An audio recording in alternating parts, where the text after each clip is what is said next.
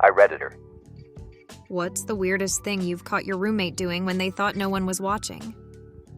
I had a roommate when I was in my early 20s who got deep into a pyramid scheme. He was convinced that he was going to be a millionaire from it, and he just needed to sell the shitty energy drinks and protein shakes, etc., that the company was having him buy bulk of. Anyways, one day I come home on break and he doesn't know I'm there. I hear talking coming from his bedroom. He is lifting weights in the mirror and staring at himself, basically shouting, "I am not a loser. I will sell these products. I will be rich. I will succeed," and so forth. He was so in the zone that he did not see me standing there, and I never brought it up to him. He basically lost all his friends and money for years due to that stupid cult pyramid scheme. He eventually got out when the guy who brought him in started fucking his girlfriend. He's still kind of weird.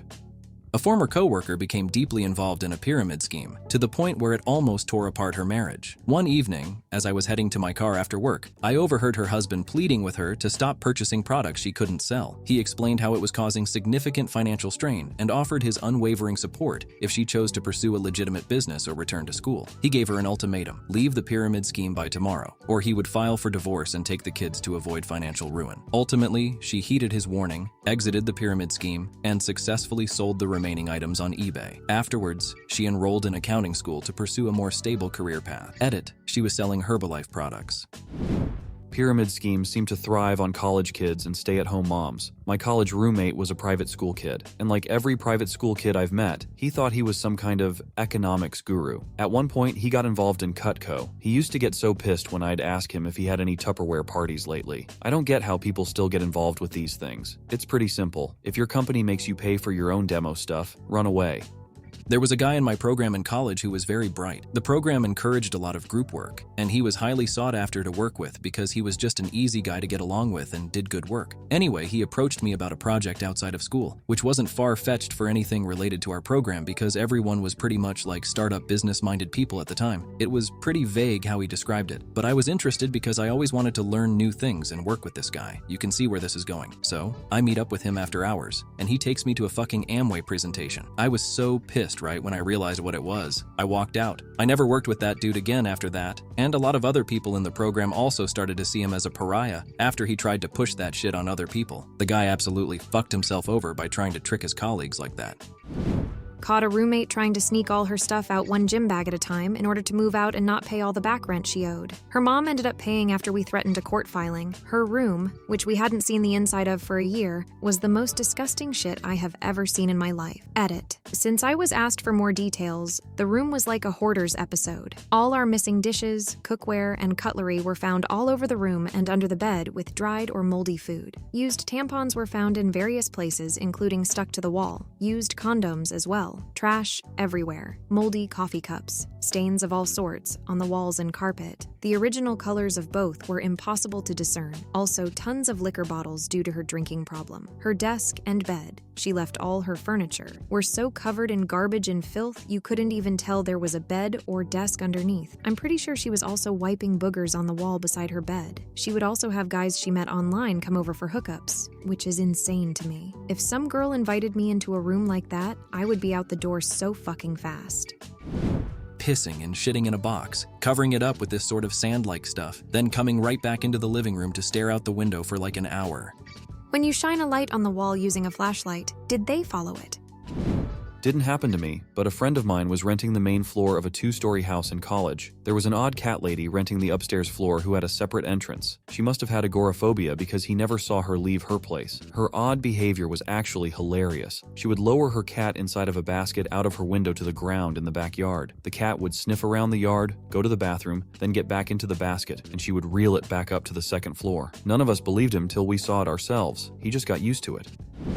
My freshman year of college, roommate's girlfriend actually. I woke up at like 6 a.m. to her talking, like she was talking to a cat or something. "Hey there, little guy, what are you doing here?" Stuff like that in a cutesy voice. She was one of those earthy hippie kind of girls, so I thought maybe there was a mouse in the dorm or something. Weird, but whatever. I'm up now, so I roll over to get up to go to the bathroom. She is under the covers, talking to my sleeping roommate's dick, 5 feet away from me. What are you doing here, attached to this man's pelvic region, in a perfectly normal anatomical location, where I've seen you many times? left to go snowboarding. Got about 20 minutes down the road and realized I left my pass in my other jacket. Went back to my condo, and my roommate was in front of the TV on the floor in just his boxers and a pair of goggles. He was using a Dremel tool to strip the paint off his bicycle. Paint flakes everywhere. I was like, what the fuck? He said, gonna repaint my bike. I don't think he ever finished that project. Why'd he get naked for that? And also, there's better ways to sand paint off the metal. How the fuck do you Dremel off paint? He had a drug problem, sort of. Wouldn't do any schoolwork until finals. And when his Ritalin prescription ran out, he would eat Dexatrim weight loss pills. I think they took those off the market, like candy. He was not at all overweight either. Used an attachment on the Dremel tool. Not the best way. Sandblasting is how I did mine. He wanted to prove he knew a better way. It's me. I'm the roommate. I thought I was at the house by myself. That Key and Peele skit East vs. West Bowl had just come out, and the names were hilariously catchy. Davoin Showerhandle was stuck in my head. I couldn't get it out, and I just started shouting it out loudly again and again and again. That was until I heard my roommate burst out laughing in the living room. He had been quietly reading a book for like 2 hours. Thought I was alone. Davoin Showerhandle. My roommate has also caught me shouting random words, names, and phrases repeatedly. I do peek into her room now before I start scream singing, though.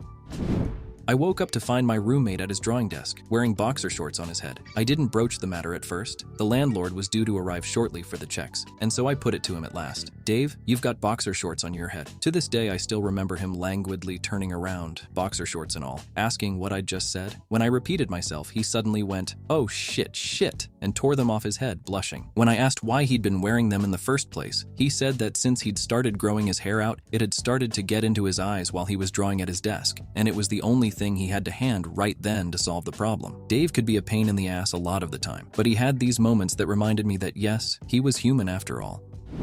I lived in a house by the sea last year. One of the rooms was rented out to a sailor. He'd come and go over weeks at sea. He was around 70, Jehovah's Witness and alcoholic. He'd come back from sea and proceed to get absolutely shit-faced over a period of days. Red wine blackout. He'd pee in a 2-liter milk jug and stink up the place when he poured it down the loo or when you walked past his door. He would go on racist rants if you ever met him in the kitchen, cooking stinking fish. Some nights, when walking down the passage, I'd hear whispering and ominous gargling noises. Scary noises. One night, I could hear a conversation. It sounded demonic, like deep goblin mode, kind of like Gollum but scarier. Then I heard his voice and he cast out the demon, hailing Christ and what have you. Turns out he has schizophrenia too. I live alone now.